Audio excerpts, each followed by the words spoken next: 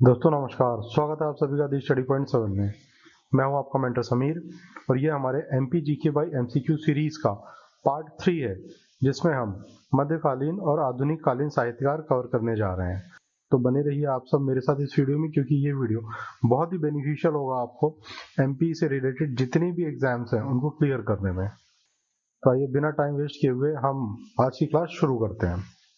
और दोस्तों आगे बढ़ने से पहले आप सभी से मेरा एक निवेदन है कि जो चैनल सब्सक्राइब का बटन दिख रहा है इसको क्लिक कर दीजिए, चैनल सब्सक्राइब कर लीजिए, जिससे आपको मेरे चैनल पे अपलोडेड वीडियोस को ढूंढने में आसानी होगी। और इस बेल नोटिफिकेशन को भी दबा दीजिए, जिससे जब भी मेरे चैनल पे कोई वीडियोस अपलोड होता है तो उसके नोटिफिकेशन आप तक अपने आप पहुंच जाएंगे। तो दोस्तों आज का पहला क्वेश्चन है, लाठी और भैंस किसकी रचना है? आपके ऑप्शंस हैं शरद जोशी, मुल्ला रमूजी, हरिशंकर परसाई तथा गजानन माधव मुक्तिबोध। तो दोस्तों इसका आंसर है मुल्ला रमूजी। आपको पता होना चाहिए कि मुल्ला रमूजी को ही गुलाबी उर्दू का जनक भी कहा जाता है। और इनसे related questions MBPSC, MPSI, jail प्रहरी इसमें बहुत बार आ चुका है। अंधों का हाथी किसकी रचना है? आपके ऑप्शंस हैं सुभद्रा कुमारी चौहान, मुल्ला रमूजी, शरद जोशी तथा चेतन भगत। तो दोस्तों इसका आंसर है शरद जोशी। ये हमारे मध्य प्रदेश के एक बहुत ही फेमस व्यंग्यकार हुए हैं, जिनकी रचनाओं पर आधारित बहुत से नाटक आप टीवी सीरियल्स में मिल जाएंगे। जिसमें से एक बहुत फेमस नाटक है इनका लापतागंज, आपने देखा होगा, सब टीवी पे आता था।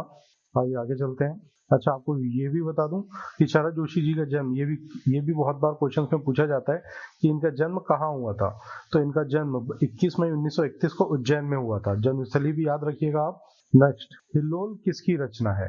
आपके ऑप्शन हैं शरद जोशी, सुभद्रा कुमारी चौहान, शिवमंगल सिंह सुमन तथा जयशंकर प्रसाद।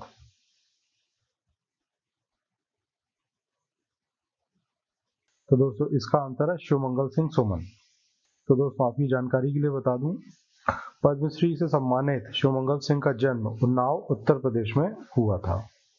नेक्स्ट, कल्पना पत्रिका का संपादन कार्य किसने किया? आपके ऑप्शन हैं शरद जोशी, मुल्ला रमूजी, हरिशंकर परसाई तथा भवानी प्रसाद मिश्र।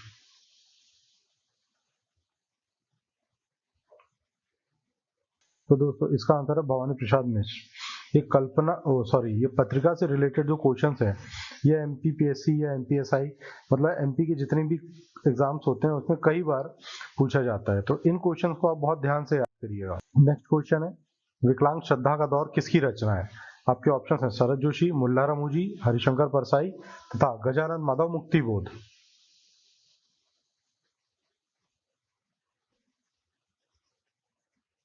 तो दोस्तों इसका आंसर है हरिशंकर परसाई। आपको बता दूं, हरिशंकर परसाई हमारे मध्य प्रदेश के एक बहुत ही फेमस व्यंग्यकार हुए हैं। इनका जन्म 1924 को मध्य प्रदेश के होशंगाबाद जिले में हुआ था। होशंगाबाद जिले में जामनी नामक जगह पे हुआ था। और ये भी बता दूं कि विकलांग श्रद्धा का दौर जो इनकी रचना है वो एक व्यंग्य निबंध संग्रह है। मतलब निबंध संग्रह तो है बट व्यंग के रूप में है। गांधी पंचशती किसकी रचना है? बाल कवि बैरागी, भवानी प्रसाद मिश्र, शरद जोशी तथा सुभद्रा कुमारी चौहान।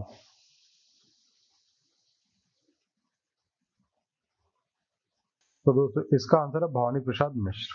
भवानी प्रसाद मिश्र की जानकारी आपको थोड़ी सी देता चलूं तो इनका जन्म होशंगाबाद जिले में हुआ था तथा ये गांधी विचारधारा के बहुत बड़े समर्थक थे, और इस चीज की छाप आपको इनकी रचनाओं में मिल जाएगी। नेक्स्ट, मिट्टी की बारात किसकी रचना है? आपके ऑप्शंस हैं शरद जोशी, सुभद्रा कुमारी चौहान, शिवमंगल सिंह सुमन तथा जयशंकर प्रसाद।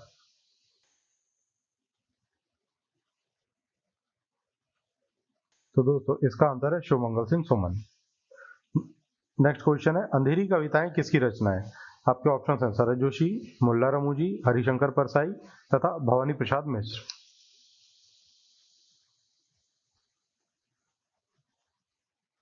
तो दोस्तों इसका आंसर है भवानी प्रसाद मिश्र। नेक्स्ट क्वेश्चन की तरफ चलते हैं, राष्ट्रभाषा की समस्याएं किसकी रचना है? आपके ऑप्शन हैं सुभद्रा कुमारी चौहान, मुल्ला रमूजी, आचार्य नंद दुलारे वाजपेयी तथा चेतन भगत। तो दोस्तों इसका आंसर है सी, आचार्य नंद दुलारे वाजपेयी। आइए अपने 10th क्वेश्चन की तरफ चलते हैं। यह हमारे जनरल साइंस के टॉपिक का है। भारत में पिन कोड कब शुरू किया गया था? आपके ऑप्शन है 1969, 1963, 1972 तथा 1949।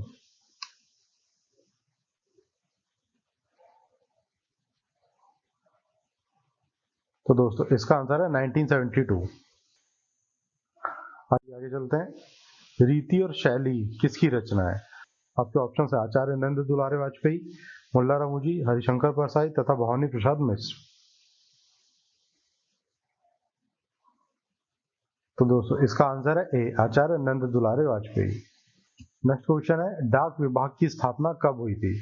आपके ऑप्शन है 1854, 1884, 1882 तथा 1880। अगर आपने इतिहास पढ़ा है तो आपको पता होगा कि डाक विभाग की स्थापना कब हुई थी, किसने करी थी या किसके प्रयासों से हुई थी। तो दोस्तों इसका आंसर है 1854। आइए आगे चलते हैं। कैंडेला मात्रक है, मतलब कैंडेला किसकी यूनिट है? आपके ऑप्शन है ज्योति फ्लैश, ज्योति प्रभाव, ज्योति दाब तथा ज्योति तीव्रता।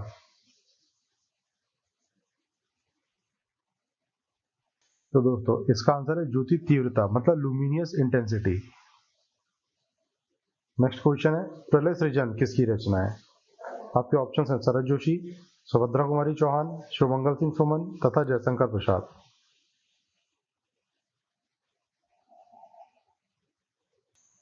तो दोस्तों इसका आंसर है सी, प्रलय सृजन शिवमंगल सिंह सुमन द्वारा रचित है। नेक्स्ट क्वेश्चन, विश्वास बढ़ता ही गया किसकी रचना है? आपके ऑप्शन हैं जयशंकर प्रसाद, सुभद्रा कुमारी चौहान, शिवमंगल सिंह सुमन तथा जयशंकर प्रसाद। ओह सॉरी, इसमें जयशंकर प्रसाद इस क्वेश्चन में 2 बार रिपीट हो गया है, बट कोई प्रॉब्लम नहीं है, आपका आंसर इन्हीं में से आ जाएगा। तो दोस्तों इसका आंसर है शिवमंगल सिंह सुमन। जो पिछला क्वेश्चन देखा था हमने, उसमें प्रलय सृजन पूछा था, वो किसकी रचना है? वो भी शिवमंगल सिंह सुमन की ही रचना है तथा विश्वास बढ़ता ही गया ये भी शिवमंगल सिंह सुमन द्वारा ही रचित है। नेक्स्ट क्वेश्चन हमारा जनरल साइंस के टॉपिक का है, निम्न में से ऊष्मा गतिकी मतलब थर्मोडायनेमिक्स की एसआई यूनिट क्या है? आपके ऑप्शंस हैं फ़ारेनहाइट, सेल्सियस, रेडियन तथा केल्विन।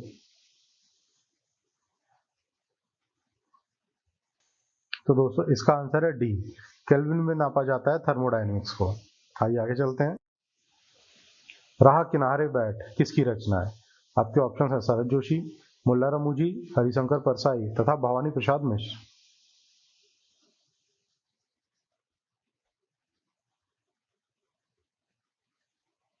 तो दोस्तों इसका आंसर है ए, शरद जोशी। भवानी प्रसाद मिश्र का जन्म कब और कहाँ हुआ था? अगर आपने पहले के क्वेश्चन करे हैं तो आपको ये क्वेश्चन बन जाएगा, क्योंकि मैंने इसका आंसर बता दिया था पहले क्वेश्चंस में।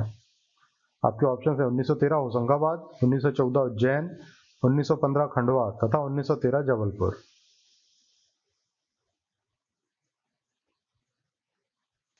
तो दोस्तों इसका आंसर है 1913 होशंगाबाद। आइए आगे चलते हैं। साकेत किसकी रचना है? भाई साहब बहुत इंपॉर्टेंट क्वेश्चन है ये, बहुत बहुत इंपॉर्टेंट क्वेश्चन है, बहुत से एग्जाम्स में आता है, कई बार आता है, बार बार आता है, तो रट लो इसको। तो आपके ऑप्शन है मुल्ला रमूजी, जयशंकर प्रसाद, मैथिली शरण गुप्त तथा बालकवि बैरागी।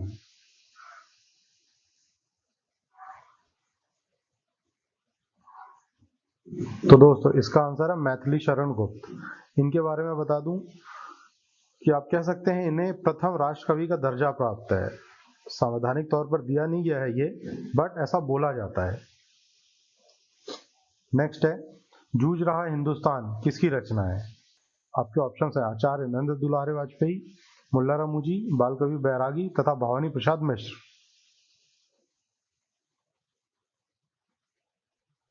तो दोस्तों इसका आंसर है बालकवि बैरागी। जूझ रहा हिंदुस्तान बालकवि बैरागी जी की रचना है।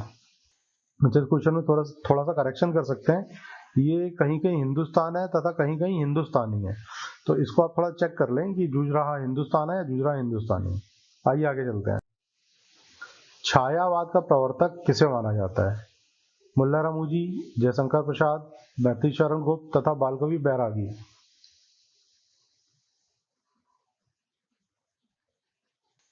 तो दोस्तों इसका आंसर है जयशंकर प्रसाद। आपको पता होगा कि छायावाद के 4 स्तंभ हैं, मतलब छायावाद में 4 कवियों की गिनती की जाती है। अगर आपने मेरे लेक्चर देखे होंगे तो उसमें आपको इसका आंसर मिल गया होगा, नहीं मिला है तो आने वाले क्वेश्चंस में या अभी मैं बता दूंगा। नेक्स्ट, भारत भारती किसकी रचना है? ये भी बहुत इंपॉर्टेंट क्वेश्चन है, बहुत बार पूछा जाता है। आपके ऑप्शन है सुभद्रा कुमारी चौहान, जयशंकर प्रसाद, मैथिली शरण गुप्त तथा बालकवि बैरागी।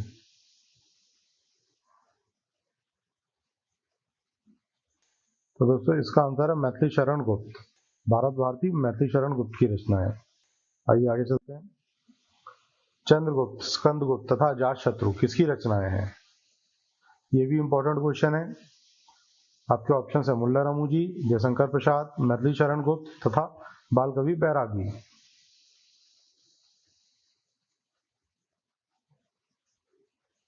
तो दोस्तों इसका आंसर है जयशंकर प्रसाद। आदमी होने का दुख किसकी रचना है? आपके ऑप्शन है सुभद्रा कुमारी चौहान, जयशंकर प्रसाद, मैथिली शरण गुप्त तथा बटुक चतुर्वेदी। तो दोस्तों इसका आंसर है बटुक चतुर्वेदी। आइए आगे चलते हैं। आज का हमारा 25th क्वेश्चन है, जो कि एक जनरल साइंस का क्वेश्चन है। मसाई निम्न में से कहाँ की आदिम जनजाति है? मतलब आपको बताना है कि जो मसाई ट्राइब है ये कहाँ पाई जाती है। आपके ऑप्शंस हैं बोत्सवाना, कालाहारी, तंजानिया तथा नाइजीरिया।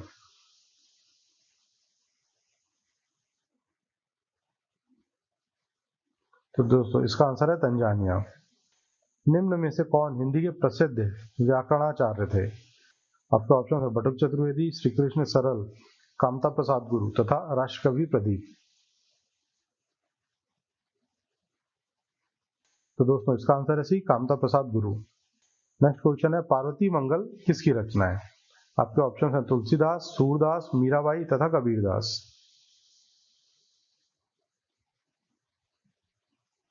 तो दोस्तों इसका आंसर है तुलसीदास। यूरोप के किस देश को लघु यूरोप कहा जाता है? आपके ऑप्शन है जर्मनी, इंग्लैंड, फ्रांस तथा स्पेन। तो दोस्तों इसका आंसर है फ्रांस। फ्रांस को मिनी यूरोप के रूप में भी जाना जाता है। आनंद मठ किसकी रचना है? आपके ऑप्शन है महात्मा गांधी, राहुल गांधी, बंकिम चंद्र चटर्जी तथा जवाहरलाल नेहरू। तो दोस्तों इसका आंसर है सी, बंकिम चंद्र चटर्जी। नेक्स्ट क्वेश्चन है विनय पत्रिका के रचयिता कौन है? आपके ऑप्शन हैं जयशंकर प्रसाद, प्रेमचंद, तुलसीदास तथा देवकी नंदन खत्री।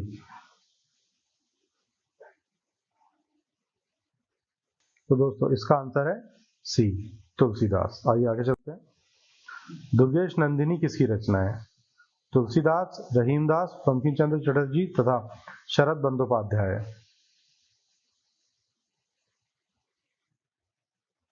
तो दोस्तों इसका आंसर है सी, बंकिम चंद्र चटर्जी। पूस की रात किसकी रचना है? आपके ऑप्शन है देवकी नंदन खत्री, प्रेमचंद, जयशंकर प्रसाद तथा सूर्यकांत त्रिपाठी निराला।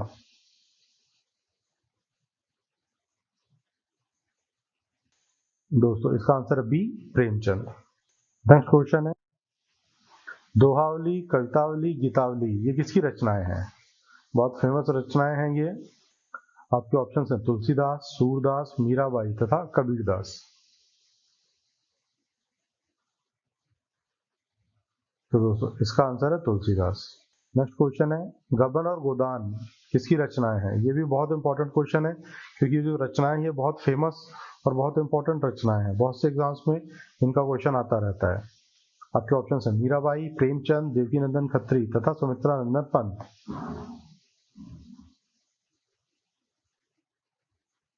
तो दोस्तों इसका आंसर है बी, प्रेमचंद। गीतिका किसकी रचना है? आपके ऑप्शन है देवकी नंदन खत्री, प्रेमचंद, जयशंकर प्रसाद तथा सूर्यकांत त्रिपाठी निराला।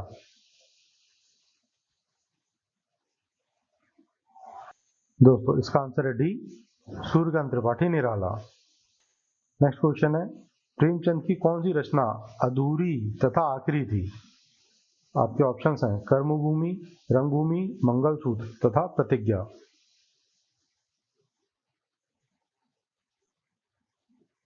दोस्तों इसका आंसर है सी, मंगलसूत्र। ये क्वेश्चन भी आ चुका है, याद रखिएगा, बहुत ध्यान से करिएगा इस क्वेश्चन को।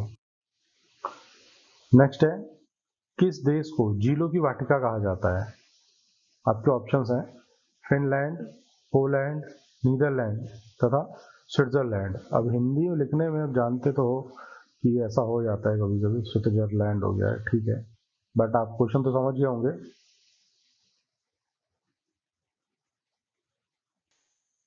तो दोस्तों इसका आंसर है ए, फिनलैंड को कहा जाता है। नेक्स्ट क्वेश्चन है, तुलसीदास किसकी रचना है? आपके ऑप्शंस हैं देवकी नंदन खत्री, प्रेमचंद, जयशंकर प्रसाद तथा सूर्यकांत त्रिपाठी निराला।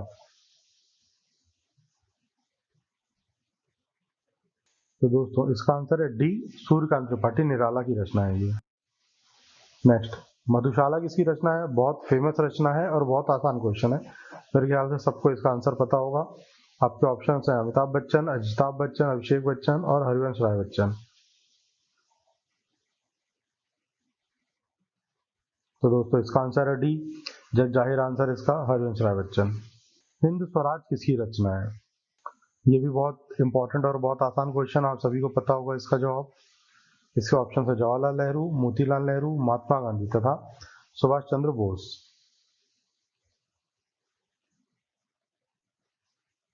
तो दोस्तों इसका आंसर है सी, महात्मा गांधी। नेक्स्ट, आंखें भरी नहीं किसकी रचना है? आपके ऑप्शन हैं सुभद्रा कुमारी चौहान, जयशंकर प्रसाद, शिव मंगल सिंह सुमन तथा बाल कवि बैरागी।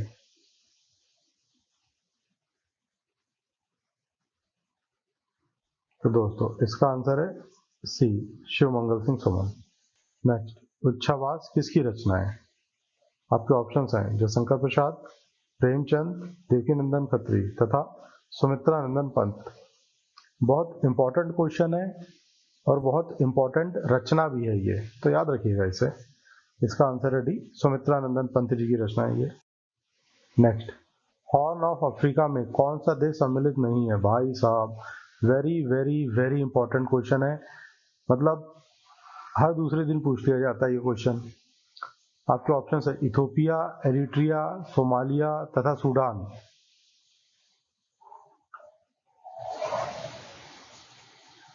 तो दोस्तों इसका आंसर है डी, सूडान।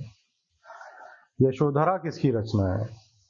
आपके ऑप्शन हैं जयशंकर प्रसाद, मैथिली शरण गुप्त, सुमित्रा नंदन पंत तथा बाल कवि बैरागी।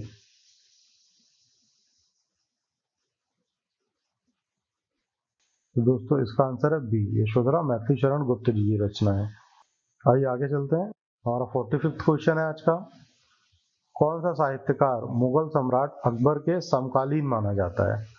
पूछ चुका है एमपीपीएससी क्वेश्चन। आपके ऑप्शन हैं भूषण, ईसुरी, घाघ तथा पद्माकर।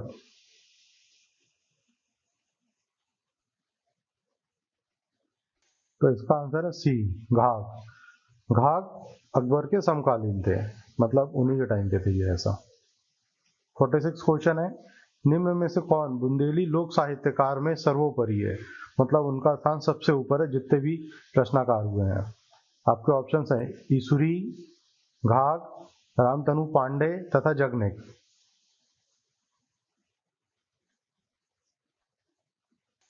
तो दोस्तों इसका आंसर है ए, ईसुरी। नेक्स्ट क्वेश्चन है, मैथिली शरण गुप्त की आखिरी रचना कौन सी है?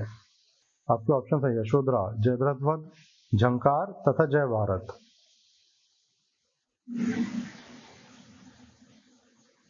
तो दोस्तों इसका आंसर भी जयद्रथवध इनकी आखिरी रचना थी।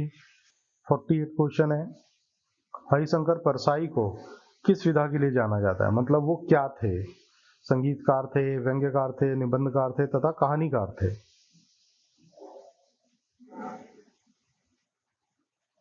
तो दोस्तों इसका आंसर है बी, एक व्यंग्यकार थे। ये मध्य प्रदेश के बहुत फेमस व्यंग्यकार थे। आज का हमारा सेकंड लास्ट क्वेश्चन है, पूर्वी तटीय मैदान को एक अन्य नाम, सॉरी क्वेश्चन थोड़ा ऐसा है, पूर्वी तटीय मैदान का एक अन्य नाम और क्या है? मतलब पूर्वी तटीय मैदान को एक और किस नाम से जाना जाता है? आपके ऑप्शन है कोंकण, कोरोमंडल, मालाबार तथा कच्छ। तो दोस्तों इसका आंसर है बी, कोरोमंडल। जो निचला हिस्सा है उसको कोरोमंडल कहते हैं पूर्वी तटीय मैदान का, तथा आप अगर थोड़ा सा पूर्व की तरफ और ऊपर जाएंगे तो जो ऊपर का हिस्सा है उसे नॉर्दर्न सरकार के नाम से जाना जाता है। आज का हमारा लास्ट और 50th क्वेश्चन है, हिंदी साहित्य का इतिहास किसकी रचना है? आपके ऑप्शन है आचार्य नंद दुलारे वाजपेयी, मुल्ला रामूजी, बाल कवि बैरागी तथा भवानी प्रसाद मिश्र। तो दोस्तों इसका आंसर है आचार्य नंद दुलारे वाजपेयी। तो दोस्तों मैं उम्मीद करता हूँ आप सभी को ये लेक्चर भी पसंद आया होगा। अगर पसंद आया है तो चैनल को प्लीज सब्सक्राइब कर लीजिए, वीडियो को लाइक कर दीजिए और इसे अपने फ्रेंड्स के साथ भी शेयर करिए। अगर इसमें कोई त्रुटि है, कोई कमी है या मैं इसे सुधार सकता हूँ या मुझे और कोई चीज़ इंक्लूड करनी चाहिए तो कमेंट सेक्शन में मुझे जरूर से जरूर बताइए। मैं मिलता हूँ आपसे इसी एमपीजीक्यू बाय एमसीक्यू सीरीज के नेक्स्ट टॉपिक में। Till then goodbye, take care, keep studying. जय हिंद, जय भारत।